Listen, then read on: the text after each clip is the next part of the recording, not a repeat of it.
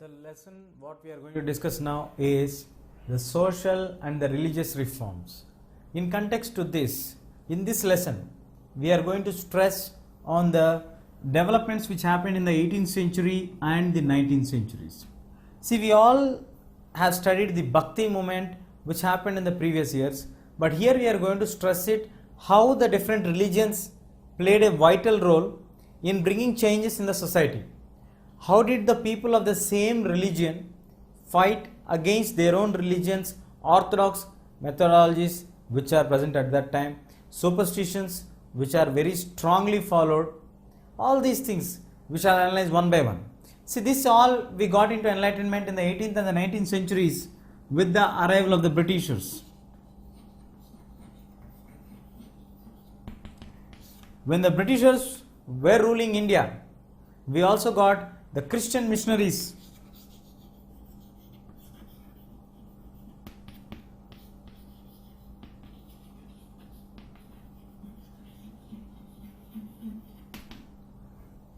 These Christian missionaries have started to show their impact on the lives of the people.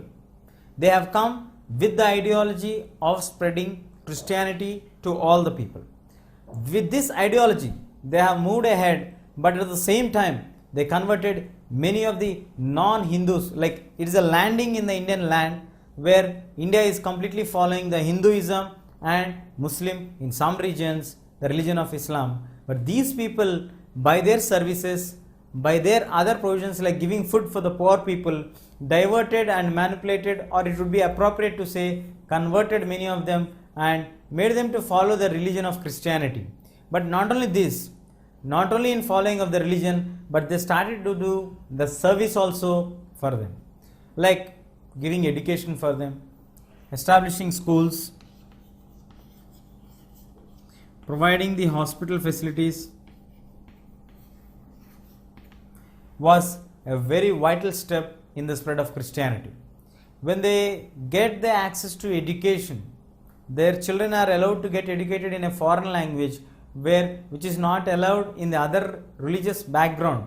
For example, Hindus, only the upper caste Hindus are allowed to get educated, but the lower caste people are not allowed to get educated. But in Christianity, everybody is treated equally and everybody can get educated in the modern terms. And then establishing hospitals, universities to spread their education system and helping the poor people, also enable the Christians or the religion of Christianity to land in a very larger mark and made its impression very clear. When this Christianity started to spread and make its wider angle on all the other impact and is able to influence the society in the larger perspective.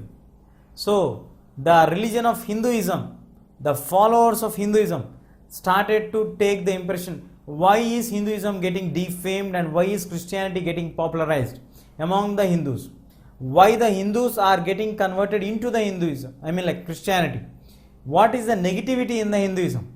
This made the Hindu religious followers to have an introspection against their own religious policies, their own things what are happening at that point of time, and what are the negative implications which are happening, which is giving an opportunity for the Hindus to turn into the other religions, to look forward towards the other religions.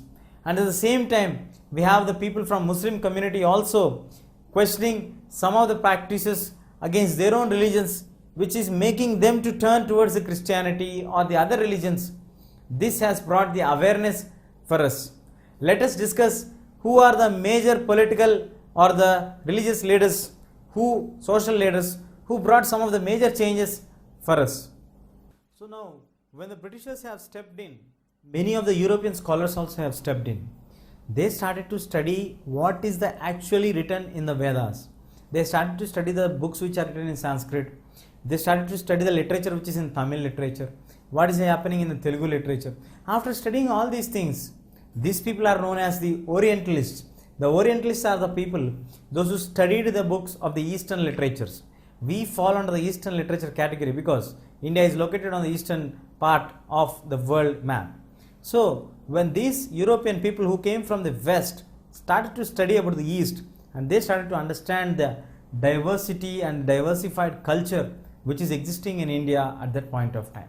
When they came into clear idea they started to understand the religion better from the religious ground to the normal humanitarian grounds, and they started to change some of the inhuman practices which are in the other religions also. This made an initiative to check not only the other religions but also their own religions. As the time passed on, these people started to publish the same ideologies, translated them and passed them to the other languages, and these books are changed into the English literature books because they have translated them into English also and spread it in the European culture. So most of the European people also came to know about the culture diversity which is existing in the Indian background. Now let us move on our focus towards the Brahma Samaj.